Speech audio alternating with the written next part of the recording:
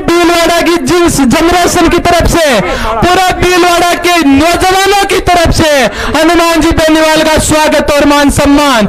इस 51 किलो की माला के अंदर हर एक भीलवाड़ा के नौजवान का योगदान है। इस 51 किलो की माला के अंदर हर एक साड़ा के जो नौजवानों का योगदान है। एक बार जोरदार तालियां बजा करके हनुमान जी का स्वागत, अभिनंदन, इस्तकबाल।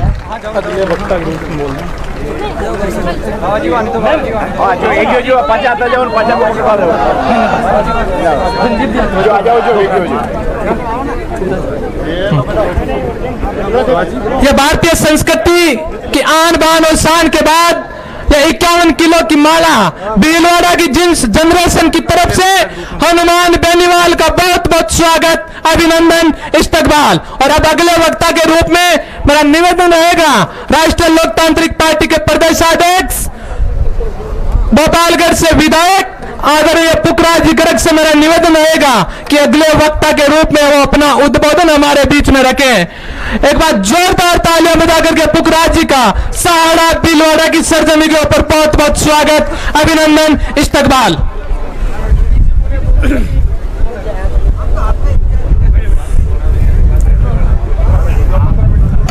आज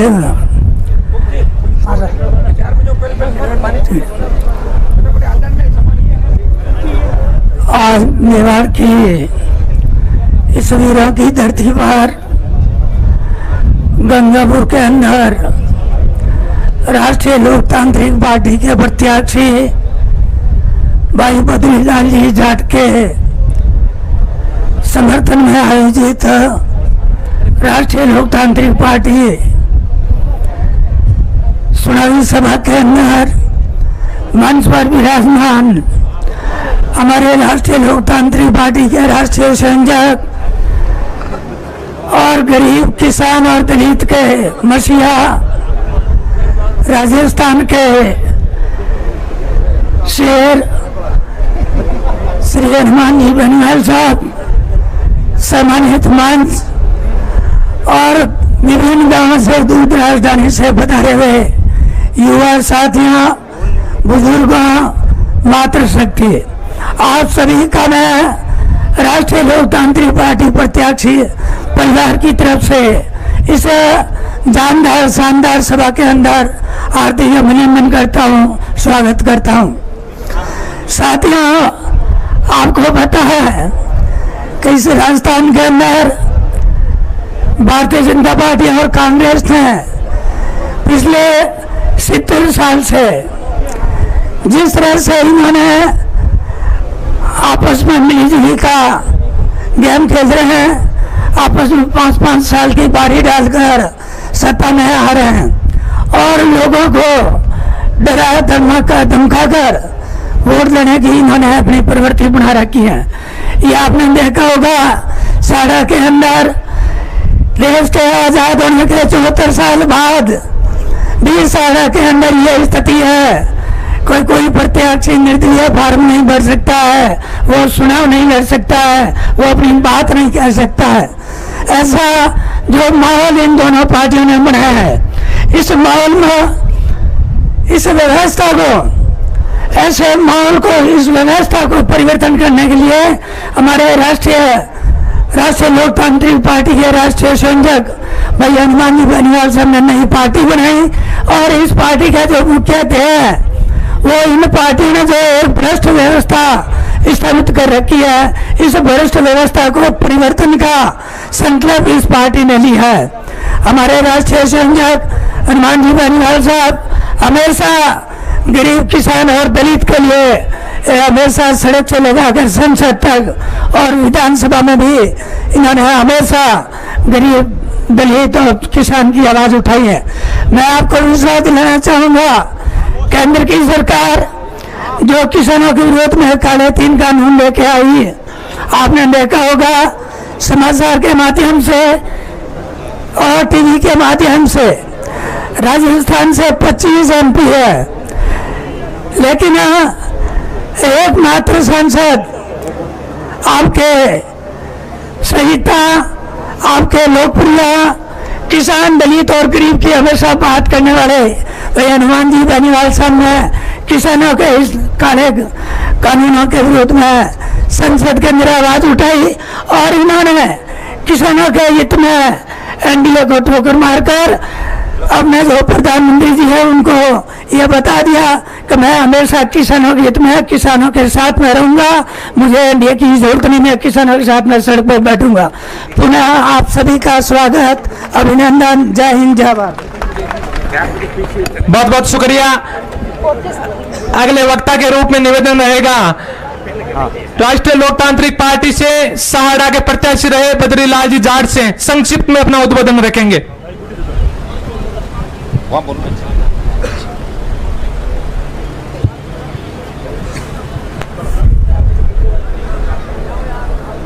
एक बार सब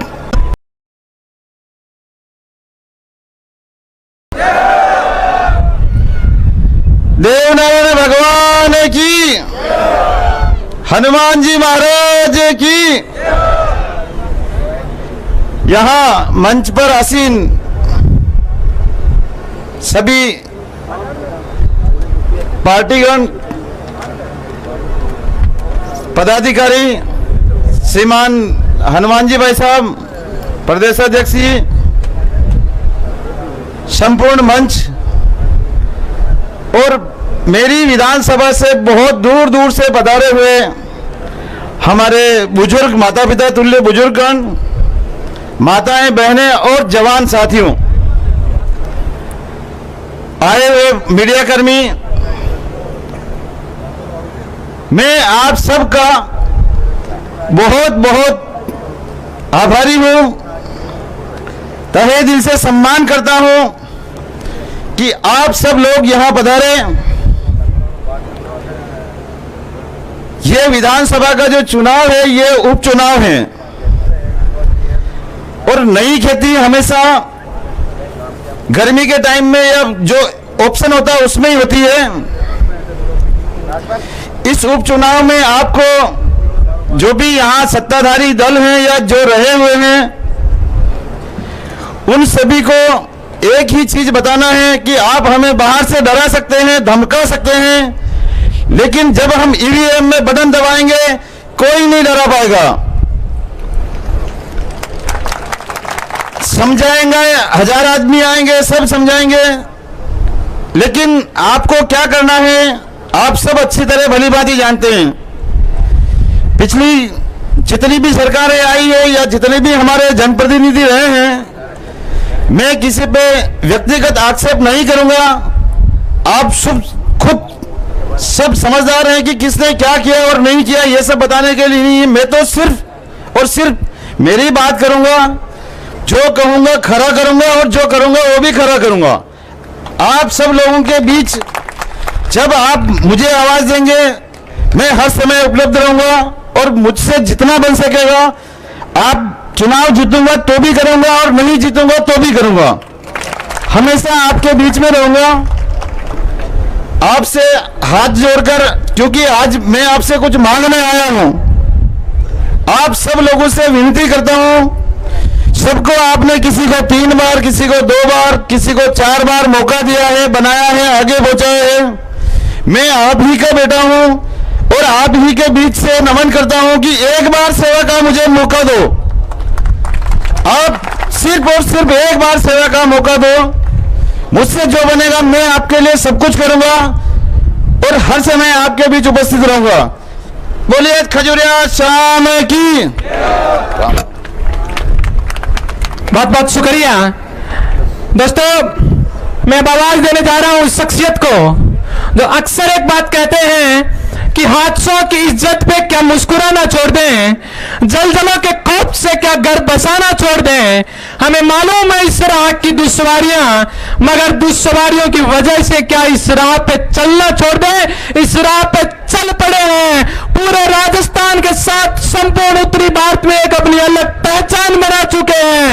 आदरणीय हनुमान जी भाई साहब, आपका सांडवा की सरजमी के ऊपर बहुत बहुत स्वागत, अभिनंदन। साड़ा की सरजमी के ऊपर बहुत बहुत स्वागत, अभिनंदन, इस्तकबाल। अभी मीटिंग तो गंगापुर में है ना, गंगापुर है, 2 दिन ये कौन सा है? गंगापुर में ना मीटिंग, तो ये स्थान कौन सा है? मेला मैदान। ये सही है क्या? साड़ा विधानसभा क्षेत्र के इस उपचुनाव में गंगापुर के अंदर आयोजित इस विशाल चुनावी सभा में उपस्थित राष्ट्रीय लोकतांत्रिक पार्टी के प्रदेशाध्यक्ष और भोपालगढ़ के विधायक पुखराज जी गर्ग साहब, आपके सबके लाडले और सारा के अंदर नहीं संपूर्ण मेवाड़ के अंदर कांग्रेस और भारतीय जनता पार्टी को चुनौती देके राष्ट्रीय लोकतांत्रिक पार्टी के सिंबल पे चुनाव लड़ने वाले मेरे भाई बद्रीलाल जी जाट साहब, महिला मोर्चा की अध्यक्षा बहन स्पर्धा, युवा मोर्चा के आरएलपी के प्रदेश अध्यक्ष भाई रणदीप, भाई रोहित गुजर, राजसमंद से प्रत्याशी युवा नेता प्रहलाद खटाना जी, डॉक्टर सरवण जी, चोमू से पिछली बार 50,000 के करीब वोट लिए छोटे भाई छुट्टन यादव जी, समन हमारे जगदीश जी लांबा जो राष्ट्रीय लोकतांत्रिक पार्टी के प्रदेश के उपाध्यक्ष है, और सावरलाल जी जाट जो किसान नेता थे उनके छोटे भाई है, हमारे मुंडवा के प्रधान खड़े हो सब, मुंडवा के जो आरएलपी से नवनिर्वाचित प्रधान है रेवंत जी डांगा, भाई राजूराम खोजा, खड़े होते जाओ तो जिनके नाम ले रहा हूं, उमेदराम जी जिन्होंने बायतू के अंदर भारतीय जनता पार्टी को तीसरे नंबर पर धकेला था, बायतू जहां से अभी सबसे भ्रष्ट हरीश मंत्री है बायतू से, उमेदराम जी खड़े हो आप, और डॉक्टर सरवण जी, सम्मानित मंच भाई राजपाल जो प्रवक्ता है, सम्मानित मंच, उपस्थित मौजूद बुजुर्गों, नौजवान साथियों, माताओं बहनों, मीडिया के मेरे भाइयों और छोटे भाइयों, सबसे पहले तो मैं आपको धन्यवाद दूंगा कि आपने इस तपती धूप के अंदर इस कार्यक्रम को ऐतिहासिक बना दिया। कई लोग मुझे कह रहे थे कि हनुमान जी गंगापुर जा तो रहे हो, सुजानगढ़ की तरह मेला नहीं भरेगा वहां पे, लेकिन यहां आके लग रहा है कि कुंभ का मेला गंगापुर की धरती में भरा है। 36 कौम के लोग अलग अलग पगड़ियों के अंदर, माताएं बहनें और हर नौजवान इस परिवर्तन की हुंकार और परिवर्तन की ललकार के अंदर और व्यवस्था परिवर्तन की लड़ाई के अंदर अपने भाई हनुमान बेनीवाल का साथ देने के लिए अपने अपने साधनों से हजारों की तादाद के अंदर इस मेला मैदान के अंदर उपस्थित होकर बद्रीलाल जी को जो आशीर्वाद आपने दिया, हृदय से आपका आभार प्रकट करता हूं। बहुत बहुत आपको धन्यवाद और विश्वास दिलाता हूं कि और पार्टियों की तरह राष्ट्रीय लोकतांत्रिक पार्टी नहीं है कि चुनाव लड़ी और उसके बाद जोड़ी झंडे लेके कम वोट आने के बाद भाग गई पार्टियां। ये हनुमान बेनीवाल की आरएलपी पार्टी है। आरएलपी पार्टी का हर नौजवान और आरएलपी की पट्टी और आरएलपी की झंडी लगाया हुआ हर वाहन राजस्थान के अंदर हनुमान बेनीवाल के भाई और परिवार की गाड़ी है और परिवार का है। मैं मेरे भाई जो पुलिस के जवान खड़े हैं इनको भी कहना चाहता हूं, क्या कांग्रेस को हराने का ठेका लिया आपने? यहाँ पे जो मेरे डीजे रोक रहे थे, आप राजस्थान में कोई डीजे नहीं रोकता हमारे, और ज्यादा रुको एक बार, ज्यादा दिमाग खराब मेरा हो गया तो मैं अभी थाने के अंदर ले जाकर डीजे बजाऊंगा, फिर क्या करोगे? ये बात अभी समझ लेना कि मैं चलते चलते हैंग हो जाता हूं और आप भागने छूटो यहां से, इस बात का ध्यान रखें। आपके चाहे मुख्यमंत्री हाउस से संदेश आए और चाहे मोदी जी के वहां से आए, हनुमान बेनीवाल तो इसी तरह राजस्थान के अंदर पहले तो लाल बत्ती लगा के कानून की ध्वजा उड़ाते हुए घुमा था 5 साल। उस समय वसुंधरा मेरी बत्ती नहीं उतार सकी, भीलवाड़ा के अंदर किसी में दम नहीं, कि हनुमान बेनीवाल के कार्यक्रम के अंदर डीजे नहीं आने दे। अगर आपको लगता है चुनौती स्वीकार करते हो तो सामने डीजे पड़े, उनको जब्त करके दिखा दे, पुलिस खड़ी है आप। शर्म आनी चाहिए आप लोगों को। जो व्यक्ति इस राजस्थान के अंदर कानून व्यवस्था को ठीक करने का काम करता है, बिना वजह उस व्यक्ति से पंगा मत लेना। कोई सा भी सीआई, थानेदार है, एसपी हो, उनको लंबी नौकरियां करनी है और हनुमान का राज राजस्थान के अंदर आएगा, इस बात का भी ध्यान रखना आप। और जिस दिन मेरे हाथ में कलम आ गई, 1 मिनट में सीआई को थानेदार और थानेदार को सिपाही बना दूंगा, इस बात का भी ध्यान रखना। भाइयों, मैं कोई कानून नहीं तोड़ता स्टेट के अंदर, लेकिन कोई व्यक्ति अगर ये सोचे कि 2 पुलिस की गाड़ी लाके हनुमान बेनीवाल को डरा दे, तो राजस्थान की सरकार मेरे से डरती है। अपने आका को पूछ लेना कहीं व्यवस्था खराब नहीं हो जाए राजस्थान। ये नौजवान, जब तक मैं रहूंगा, डीजे के बिना मेरा भी मन नहीं लगता।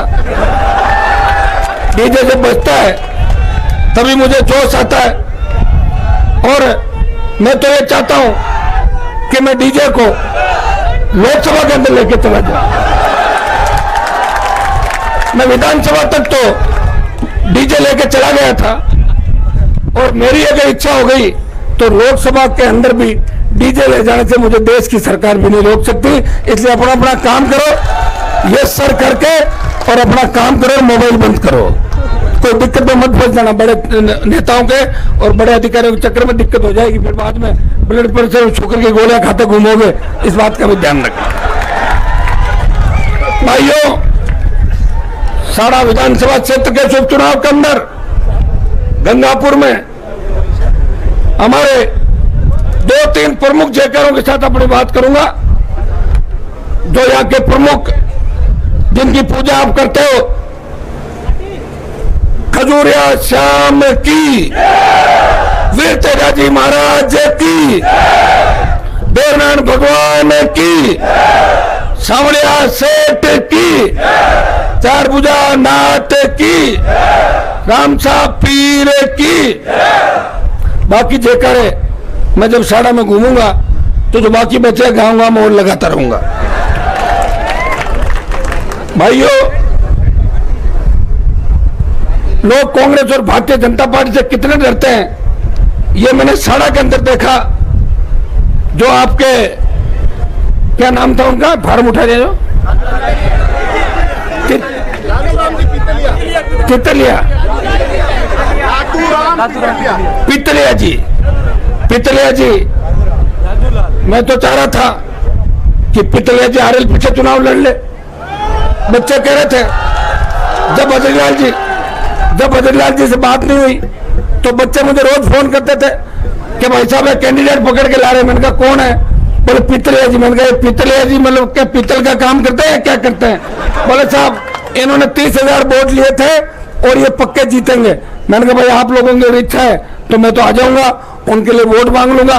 और मुझे बड़ा दुख हुआ जब पितलिया जी ने फार्म भी भर दिया, और फार्म भर के उनको बेंगलोर या दूसरी जगह जहाँ इनके धंधे चलते हैं, जहाँ भाजपा की सरकार है, 2-3 छापे इनके रिश्तेदारों के और इनके पटकवाए। पितलिया जी ने बिना किसी से पूछे चुपचाप फार्म उठाया और पिछले दरवाजे निकल के घर जाके सो गए पितलिया जी। भाइयों, कितना बड़ा दुर्भाग्य। और जिस तरह भाजपा के नेताओं का ऑडियो वायरल हुआ कि पितलिया जी का फार्म क्यों उठाया गया, इससे बड़ा दुर्भाग्य नहीं होगा। इस राजस्थान के अंदर आजादी के बाद फार्म उठाने की परंपरा कहीं भी नहीं रही। चंबल, और जहां चंबल के भीड़ है, धौलपुर जिले के अंदर भी लोग चुनाव लड़ते हैं, जहां डाकुओं का आतंक है। साड़ा भीलवाड़ा के अंदर पहली बार देखा कि कांग्रेस और भारतीय जनता पार्टी का कितना आतंक है और कितना सरकार से वो डराते हैं। और दिल्ली के नेता तो ये भी कहते हैं, अभी मुझे कोई कह रहा था कि बीजेपी का उम्मीदवार हमें डरा रहा है। मैंने कहा वो तो खुद डरे हुए हैं, आपको कहां से डरा रहे? तो उनकी तो डॉक्टर साहब की तो एज भी शायद मेरे हिसाब से 80 के लगभग हो गई। बदल जी, भाजपा में तो एक रूल और है कि 70 के बाद किसी को टिकट नहीं, डॉक्टर साहब कैसे ले आए फिर टिकट? कोई दिक्कत नहीं। डॉक्टर साहब आपके यहाँ पहले मंत्री भी थे, विधायक भी रहे, उनके बारे में कुछ टिप्पणी नहीं करना चाहूंगा, क्योंकि साड़ा के अंदर जब मैं पहली बार आया था, गंगापुर के अंदर जब मैं पहली बार राजस्थान के अंदर ओंकार रैलियां कर रहा था, उस समय इस इलाके के अंदर जब आया और यहाँ का विकास देखा तो मुझे अपने आप पता लग गया कि पिछले 40 साल के अंदर कांग्रेस और भारतीय जनता पार्टी के नेताओं ने अपने घर का विकास किया होगा, इस विधानसभा क्षेत्र का विकास किसी ने नहीं किया। भाइयों, अजमेर, भीलवाड़ा, उदयपुर का यह इलाका जहां की जमीनें सोना उगलती है, बड़े बड़े उद्योग धंधे, बड़ी बड़ी फैक्ट्रियां भीलवाड़ा जिले के अंदर, और कपड़े का सबसे बड़ा काम, वस्त्र का सबसे बड़ा काम इस भीलवाड़ा के अंदर है। जमीनें हमारी, मशीन दूसरे सेठों की, और स्थानीय लोगों को रोजगार नहीं मिलता। कंपनी और उद्योग यहाँ दादागिरी करते हैं और बच्चों को धक्के मार के निकाल देते हैं। मैं आपको विश्वास दिलाता हूं कि साड़ा के अंदर रिजल्ट कुछ भी रहे, हम हारे या जीते, इस बात से कोई फर्क नहीं पड़ता। बद्री जी, आपका हाथ मैंने पकड़ लिया, जब तक आपको विधानसभा में नहीं भेजूंगा मैं लगातार यहाँ आता रहूंगा, ये मैं विश्वास आपको दूंगा। उस तक साड़ा के अंदर बद्री माफियाओं का बहुत बड़ा आतंक है, और आतंक क्यों ना हो, एमएलए साहब चाहे कोई भी हो, उनके घर पे गड्डी पहुंचा दो आप। थानेदार को एमएलए लगाता है सत्ता पक्ष का, और थानेदार उसी हिसाब से गाड़ियां निकालता है। नदी नालों को खोद लिया, अवैध बजरी का इतना खनन पूरे राजस्थान के हुआ कि बजरी घोटाले की गूंज पूरे देश के अंदर सुनाई दी। बजरी घोटाले के अंदर शेर खान, यूनुस खान समेत कई लोग इसकी चपेट के अंदर आए, और वो अभी भी जेलों के अंदर बैठे होंगे।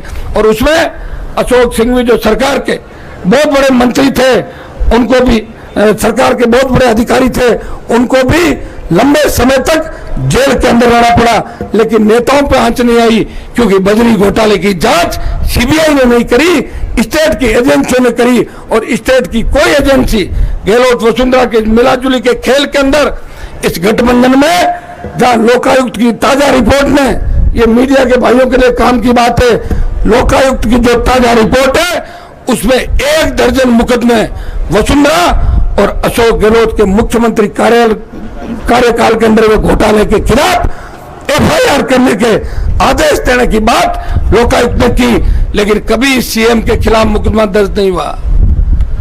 आज सीएम तो छोड़ो, वसुंधरा का चपरासी वीरेंद्र कमठान खासा कोटी का कालीन चोर के भाग गया, मुकदमा दर्ज हुआ।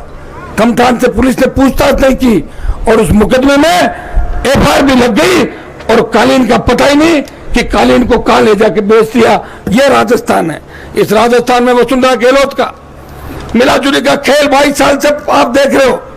भाइयों, गहलोत ने 98 से 3 जब सरकार चलाई, उस समय 3 में जब वसुंधरा आई थी परिवर्तन यात्रा में, तब एक ही बात कही थी कि हमारी अगर सरकार आई तो कांग्रेस की पुरानी सारी जांचें कराएंगे और हम ये करेंगे वो करेंगे।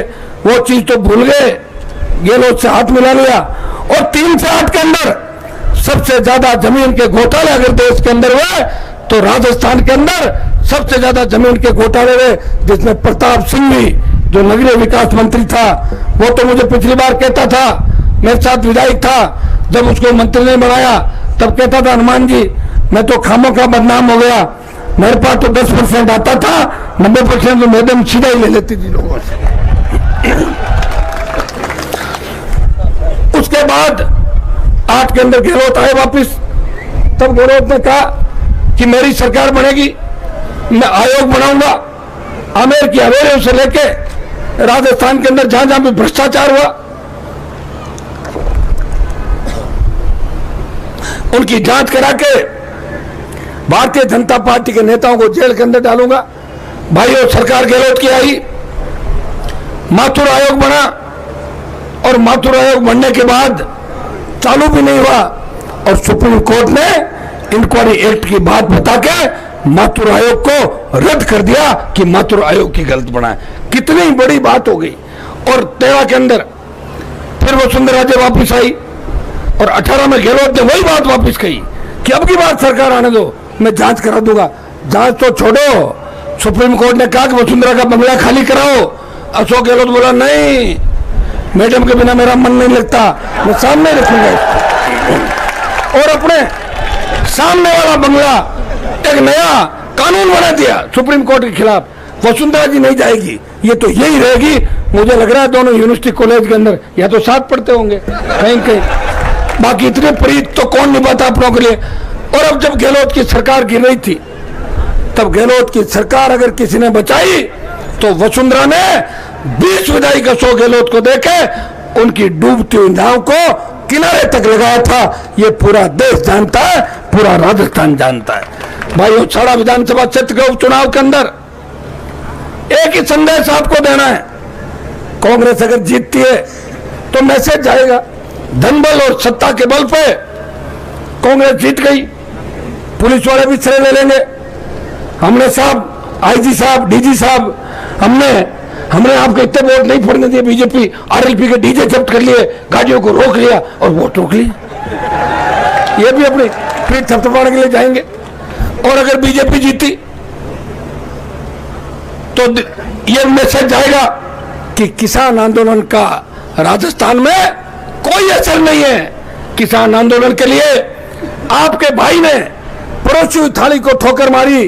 देश में जब बात चली कि राजस्थान का किसान इन कृषि बिलों के खिलाफ जो आंदोलन चल रहा है उस आंदोलन में साथ नहीं है। भाइयों, एमपी तो राजस्थान के अंदर 24 और है, किसी ने किसान बिलों के खिलाफ बोला भी नहीं होगा। और मैं तो मोदी जी के और गृह मंत्री जी के नजदीक भी था, लेकिन जब आपके चेहरे मुरझाए हुए देखे, जब किसानों के चेहरे पे चिंता की लकीरें देखी, तब हनुमान बेनीवाल बोला आप मेरे से क्या चाहते हो।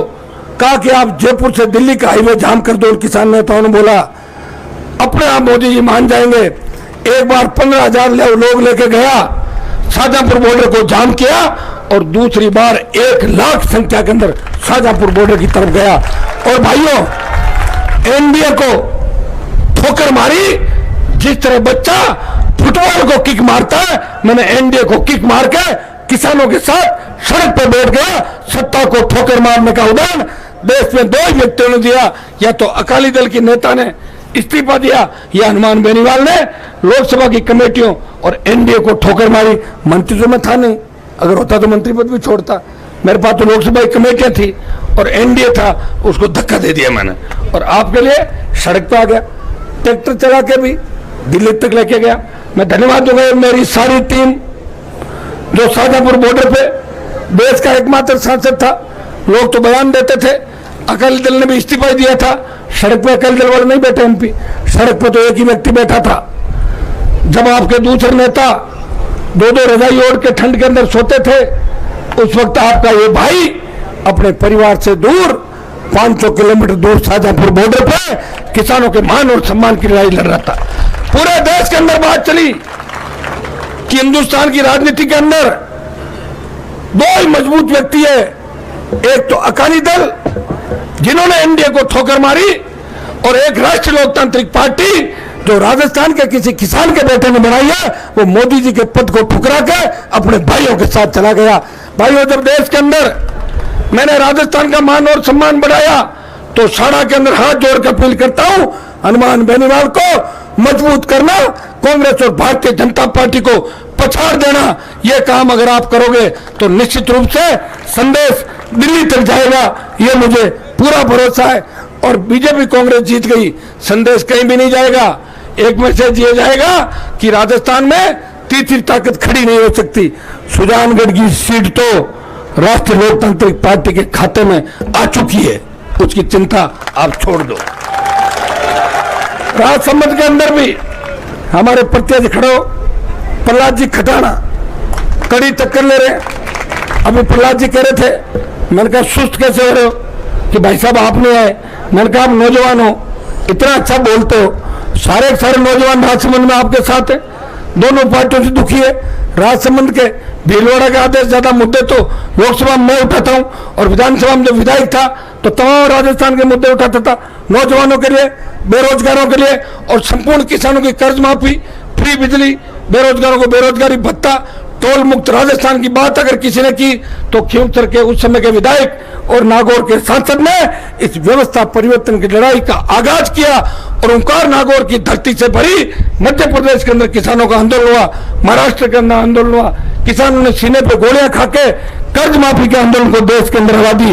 भाइयों, हनुमान बेनीवाल वो योद्धा है जिस तरह भगत सिंह ने आजादी की लड़ाई के अंदर अपने प्राण न्यौछावर करके हिंदुस्तान के नौजवानों के अंदर वो जोश और ऊर्जा भर दी थी जिससे अंग्रेज डर के भाग गए। हनुमान बेनीवाल ने भी राजस्थान की राजनीति के अंदर नेताओं को चलना सिखा दिया, गली गली घूमना सिखा दिया, और लंबे लंबे हाथ जोड़ना सिखा दिया। नहीं तो नेता मिलते नहीं थे, फोन नहीं उठाते थे और झांसा देके भाग जाते थे। कम से कम नेताओं की तबियत ठीक करने का काम अगर किया तो मैंने किया, और अशोक गहलोत के बेटे को हरा के अगर उनकी जादूगरी का खिताब किसी ने छीना तो नागौर के सांसद हनुमान बेनीवाल ने गहलोत को भी परास्त किया। और खींवसर के उपचुनाव के अंदर जब पूरी सरकार लड़ रही थी, पूरी मशीनरी लगी हुई थी, एक तरफ मेरा छोटा भाई था और खींवसर की जनता ने कहा कि चाहे कांग्रेस और बीजेपी एक साथ हो जाए, चुनाव हनुमान के भाई को जिताएंगे। अगर खींवसर नहीं जीती तो राजस्थान हार जाएगा। 36 कौम के लोगों ने राजस्थान की कांग्रेस सरकार को करारी शिकस्त खींवसर उपचुनाव के अंदर देके और मेरे छोटे भाई को विधानसभा के अंदर भेजा। भाइयों, आपका बहुत बड़ा ऋण मेरे ऊपर है। कॉलेज की राजनीति से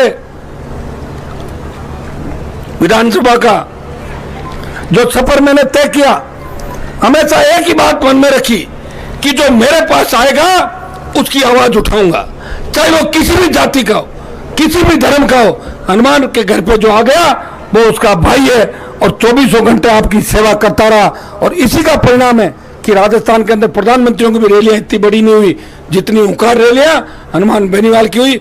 और मैं बड़ी रैलियां भीलवाड़ा, चित्तौड़ और इन जिलों में भी करूंगा। अभी समय नहीं मिला। कोरोना काल के अंदर 2 लाख से ज्यादा भाई हमारे शहीद हो गए। मैं तो लोकसभा के अंदर मांग करी थी कि कोरोना के अंदर जूझते हुए जो हमारे जवान और किसान का निधन हो गया, देहांत हो गया, उन सबको भी शहीद का दर्जा मिलना चाहिए, क्योंकि बहुत बड़ा संघर्ष उन्होंने किया था। और भाइयों, हर दुख विपदा के अंदर आपने देखा होगा कि साड़ा और राजसमंद का भी जब लोकसभा चल रही थी तो तमाम वो मुद्दे, चाहे वो भीलवाड़ा के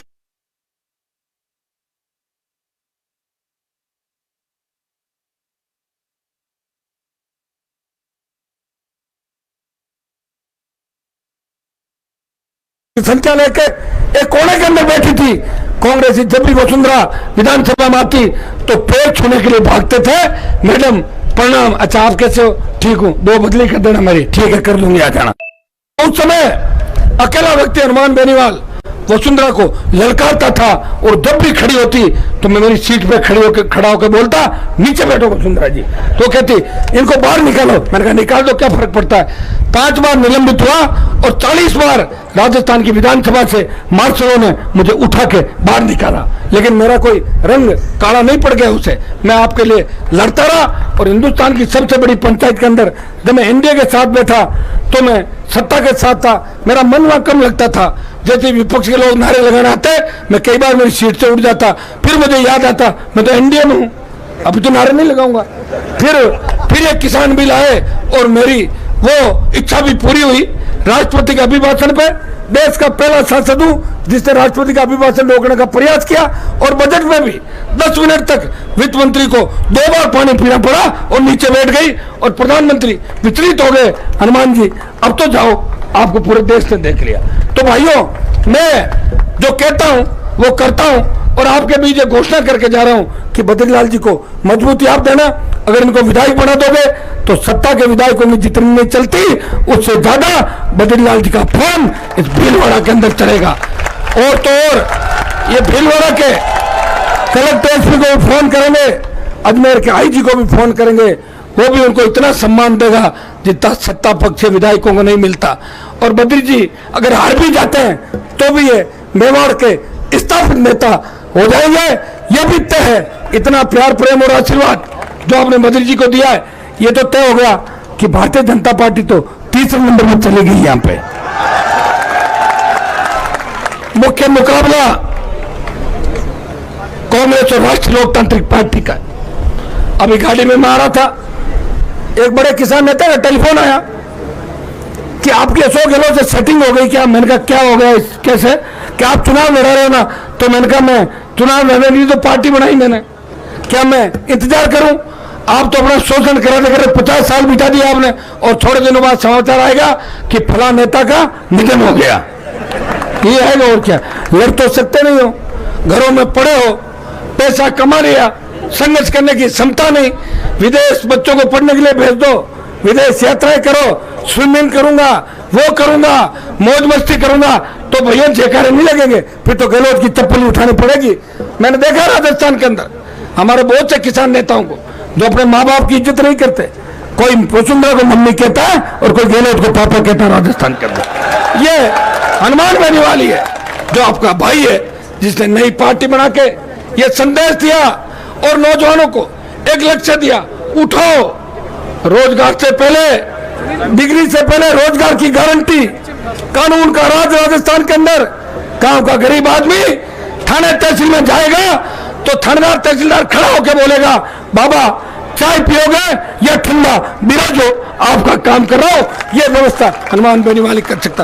रात को 12 बजे अगर हमारी बहन बेटियां कहीं निकले, मजा ले, कोई सामने देख ले, कानून का राज राजस्थान में होगा, कर्ज मुक्त किसान होगा, मजबूत राजस्थान होगा, साड़ा का विकास होगा, राजस्थान का विकास होगा।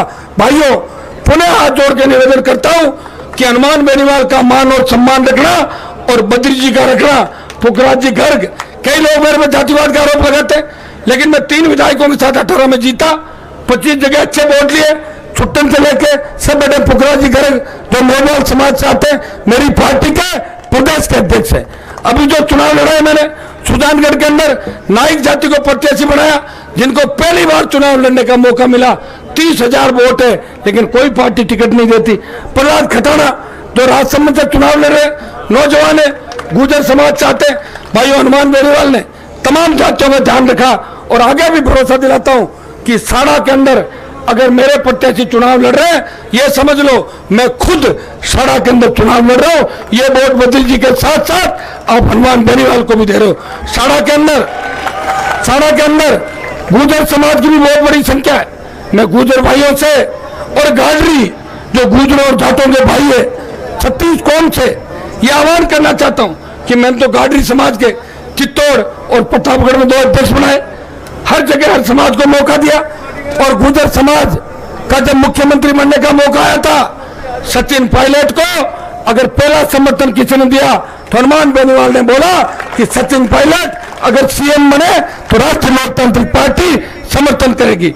और दोबारा जब मौका आया तो पायलट का साथ अगर किसी ने दिया तो हनुमान बेनीवाल ने 3 विधायकों का साथ दिया गहलोत की सरकार गिराने के लिए। इसलिए गुर्जर भाइयों, गुर्जर आरक्षण आंदोलन से लेके आज तक जाट और गुर्जर में कोई अंतर नहीं है। वो भी तेजाजी की जय बोलते हैं और हम भी बोलते हैं, और मोशियाई भाई हैं दोनों, और गाडरी हमारे भाई हैं, और 36 कौम, शेड्यूल कास्ट और जितनी भी जातियां, तमाम जातियों से मैं आह्वान करता हूं कि चुनाव के अंदर एक चीज का ध्यान रखना, कौन किस वक्त किसके काम आया। अगर इतना सा ध्यान रख दोगे तो बद्री जी चुनाव जीत जाएंगे। मैं आप सबको धन्यवाद देता हूं कि 5 घंटे से तपती धूप के अंदर आके आपने आशीर्वाद दिया। आप मेरा भी मन है, अशोक गहलोत हेलीकॉप्टर लेके आए, गहलोत ने हेलीकॉप्टर घुमा दिया तो आरएलपी पीछे कैसे रहेगी, लेकिन मेरे से जुगाड़ नहीं हो पा रहा हेलीकॉप्टर का। तो भाइयों, मैं कोशिश कर रहा हूं कि एक दिन 2-3 सभाएं साड़ा के अंदर हेलीकॉप्टर लेकर के जगह जगह हेलीकॉप्टर उतार के जिस तरह सर्जिकल स्ट्राइक हुआ था उसी तरह वोटों का सर्जिकल स्ट्राइक करेंगे। ये काम जल्दी हम आगे की तारीख आप देंगे। और तमाम साड़ा के गांव तो मुझे मत ले जाना, लेकिन तमाम पंचायत मुख्यालयों पे हनुमान बेनीवाल खुद वोट की अपील करने के लिए जाएगा और हाथ जोड़ के बद्री जी को जिता के इस व्यवस्था परिवर्तन की लड़ाई का आगाज साड़ा की धरती से करो। भाइयों, सुजानगढ़ के अंदर सुनामी चल रही है आरएलपी की, साड़ा के अंदर आज आंधी तो नजर आ रही है, लेकिन 17 तारीख तक साड़ा में भी राष्ट्रीय लोकतांत्रिक पार्टी की सुनामी चलनी चाहिए, जिसमें कांग्रेस और भारतीय जनता पार्टी उड़ जाए। ये काम आपको करना है। 36 कौम के मेरे भाइयों को, आयोजनकर्ताओं को और मेरी पूरी आरएलपी की टीम को, जिन्होंने मेरी अनुपस्थिति के अंदर यहाँ महसूस नहीं होने दिया कि हनुमान जी यहाँ है कि नहीं है, मैं सबको जो मंच में बैठे हैं सबको कह के जा रहा हूँ कि 3 दिन मैं आपके बीच हूँ। तमाम पंचायत मुख्यालयों में चलेंगे, अभी रोड शो का कार्यक्रम है और उसके बाद कल से कार्यक्रम है अलग अलग समाजों के अंदर जहाँ भी मुझे जाना है। एक आपको और बात कहना चाहूँगा कि सुजानगढ़ के अंदर जिस तरह मुसलमान खुल के हमारे साथ आ गया, राजपूत समाज ने बड़ा समर्थन सुजानगढ़ के अंदर दिया।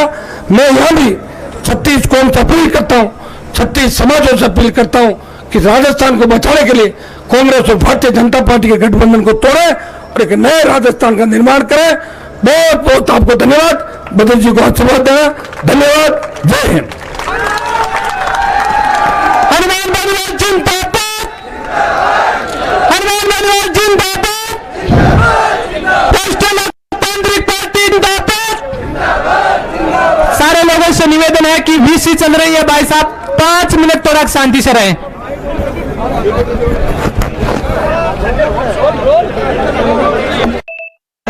अच्छा